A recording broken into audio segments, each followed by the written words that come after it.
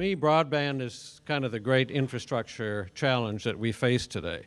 It's also the great enabler because it will enable us to tackle and surmount so many of the serious challenges that your country and mine face today, whether it's creating jobs, opening the doors of equal opportunity, improving health care delivery, the list goes on and on. Affordability is definitely an issue.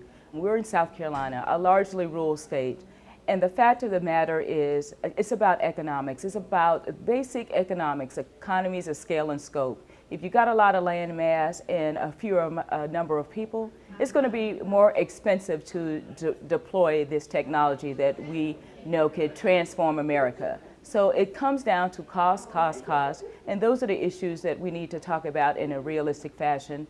And those are the challenges that must be focused upon and faced with a public and private partnership approach. Today we have approximately 35 million persons over the age of 65, but right behind them are the 75 million baby boomers who will begin turning 65 in a little over a year. With spiraling healthcare costs, a shortage of healthcare and home care workers, and the ever-increasing cost of nursing home care, it is vital that the National Broadband Plan incorporate the needs of what could become one of your largest consumer audiences. I believe success metrics are going to be the critical way for us to know that we've been successful as a nation in broadband deployment, adoption, and use. And when I say success, I'm really referring to our ability to measure how far we've come as a result of all of these new resources that have invested in broadband infrastructure and programs that encourage and promote adoption and use. When we look at the changing demographic in the year 2050, 50% of this nation's population will be people of color. It is imperative that these individuals and minority communities be prepared to compete in the global marketplace.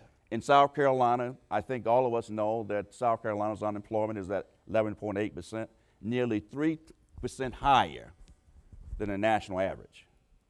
Broadband becomes extremely important to help people who are unemployed to acquire new skills, to go in growth industries, and to look at new job development opportunities. In our immediate lifetime, we're going to be in a complete IP environment, and at the point where video voice data is all in the IP environment, they can all integrate, and once they're in that place, it's going to explode. This is an ongoing process. We're attempting to lay out a blueprint for the future, but we recognize that just in the last 5 or 10 years, in terms of how this technology, and the persons in this room are affirmations that things are changing and we need to be ahead of the curve.